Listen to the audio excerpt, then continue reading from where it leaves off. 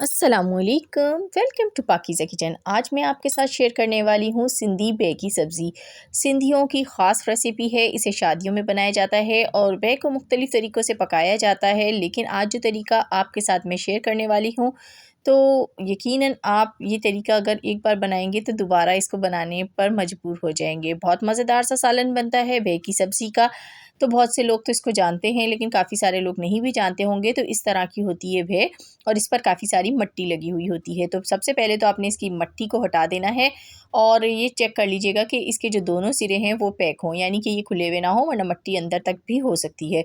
अच्छा, मट्टी हटाने के बाद हमने इसको वॉश कर लिया है और इसके जो दोनों सिरे हैं टिप और टॉप, उसको इस तरीके से कट करके अलग कर लेना है और इसको एक बार फिर से वॉश कर लेना है। वॉश करने के बाद आपने इसको पील ऑफ करना है। तो आप पील ऑफ इस तरह से पिलर की मदद से भी कर सकते हैं, आसानी से हो जाएगी। वरना दूसरा मेथड भी आपको बता देती हूँ। दूसरा कौन सा मेथड है जिसकी मदद से आप इसको आसानी से रिमूव कर सकते हैं इसकी स्किन को, जिससे जो इसकी जो स्किन है वो बिल्कुल लाइटली सी उतरेगी। ये देखें, छुरी की मदद से इस तरह से खुरच के आप इसको उतार सकते हैं, बिल्कुल आसानी से इसकी स्किन यहाँ से उतर जाएगी। तो दोनों तरीक़ों में से जो आपको पसंद हो आप यूज़ कर सकते हैं। तो यहाँ पर मैंने भे की सब्ज़ी को छील लिया है। अब इसकी कटिंग करेंगे। कटिंग करने का स्टाइल देख लीजिए, कितने हिसाब से आपने कट करनी है। तो ये देखें, इस तरीके के पीस कटिंग करेंगे। मैं थोड़ा सा तिरछा करके कटिंग कर रही हूँ। आप चाहें तो इसको गोल गोल भी कट कर सकते हैं। और अंदर से देखें, ये बिल्कुल भिंडी की शक्ल में होती है, जिस तरह से भिंडी होती है सुराख वाली, बिल्कुल इसी तरह की होती है। अंदर से देखने में बड़ी ही प्यारी लगती है ये। तो आपने इस तरीके के पीस काटने हैं 1-1 इंच की दूरी पर। तो ये हमारी भेह कट चुकी है और अब इसके लिए हम मसाला रेडी करते हैं। बिस्मिल्लाहिर्रहमानिर्रहीम। यहाँ पर एक कढ़ाई लेंगे और इसके अंदर लेंगे हम कुकिंग ऑयल। मैंने मस्टर्ड ऑयल यूज़ किया है, आप कोई भी ऑयल यूज़ कर सकते हैं कुकिंग ऑयल। ऑयल गर्म हो गया तो मैंने इसमें ज़ीरा डाल दिया, आधा खाने का चम्मच, और 3 मैंने साबुत गोल लाल वाली मिर्चें डाल दी हैं। उसके बाद मैंने ली हैं 2 बड़े साइज़ की प्याज़ें और ये इसमें शामिल कर दी हैं। कटिंग करने के बाद और इसको मैं हिलाऊंगी और प्याज के ब्राउन होने का इंतज़ार करूंगी जब तक प्याज पे एक खूबसूरत सा कलर ना आ जाए। तो ये देखें, प्याज के ऊपर एक खूबसूरत सा कलर आना शुरू हो गया है।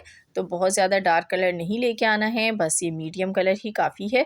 अब इसमें कुछ मसाले शामिल कर लेते हैं, जिसमें जाएगी नमक आधा खाने का चम्मच या हस्ब ज़रूरत डाल दीजिएगा। रेड चिली पाउडर भी आधा खाने का चम्मच डाल रही हूँ। धनिया पाउडर आधा खाने का चम्मच, हल्दी चौथाई खाने का चम्मच। तो बेसिक मसाले हैं जो आप लोग घर में यूज़ करते हैं। साथ ही यहाँ पर हम डालेंगे कश्मीरी लाल मिर्च, ताकि कलर जो है वो खूबसूरत सा आए हमारे सालन का। तो बस ये तमाम चीज़ें डाल के मिक्स कर लेते हैं एक बार यहाँ पर अच्छी तरह से।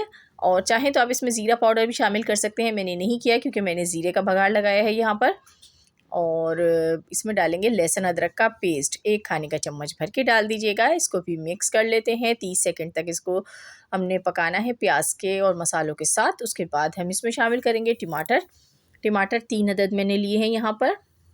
तो बे की सब्ज़ी में टमाटर थोड़े से ज़्यादा ही जाएंगे। यहाँ पर हम दही का इस्तेमाल नहीं करेंगे, टमाटर का ही इस्तेमाल करेंगे। कुछ लोग दही भी इसमें डालते हैं, आप चाहें तो दही भी इस्तेमाल कर सकते हैं, मर्ज़ी है आपकी। लेकिन मैंने यहाँ पर टमाटर का ही यूज़ किया है और थोड़ा सा पानी डाल दिया है इसमें। और इसको हम पकने के लिए छोड़ देंगे तकरीबन 5 मिनट के लिए। तो इसको कवर कर देते हैं। यहाँ पर पानी थोड़ा सा और ऐड करूँगी, थोड़ा सा कम लग रहा है, तो बस कवर कर दिया।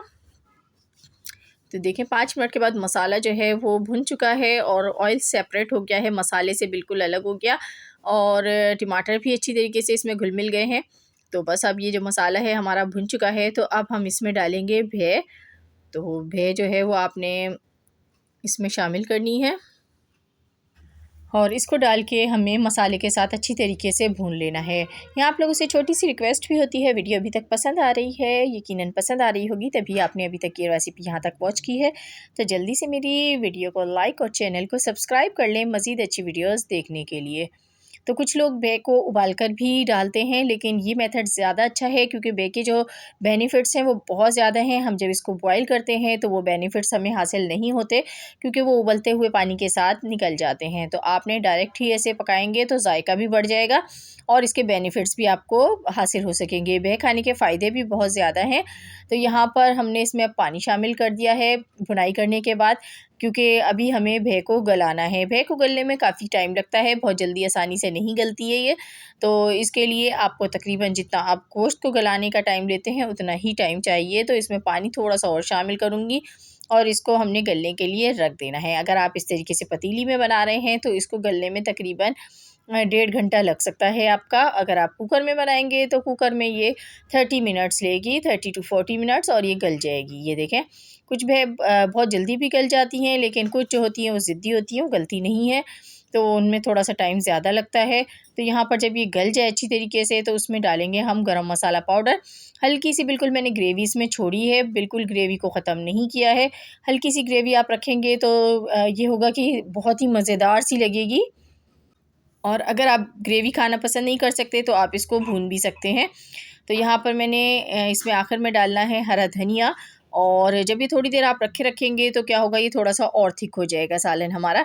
तो बस तैयार है हमारी मज़ेदार सी भे की सब्ज़ी। हरे धनिए से इसको गार्निश कर दिया है, बहुत ही मज़ेदार सा इसका सालन बन के तैयार होता है। यकीनन जब आप ये सालन खाएंगे तो आप गोश्त खाना भूल जाएंगे। जायका भी लाजवाब है और फ़ायदे भी बेशुमार हैं। कैसी लगी आज की रेसिपी कमेंट बॉक्स में ज़रूर बताइएगा। मिलूँगी नेक्स्ट वीडियो में, तब तक के लिए अल्लाह हाफ़िज़।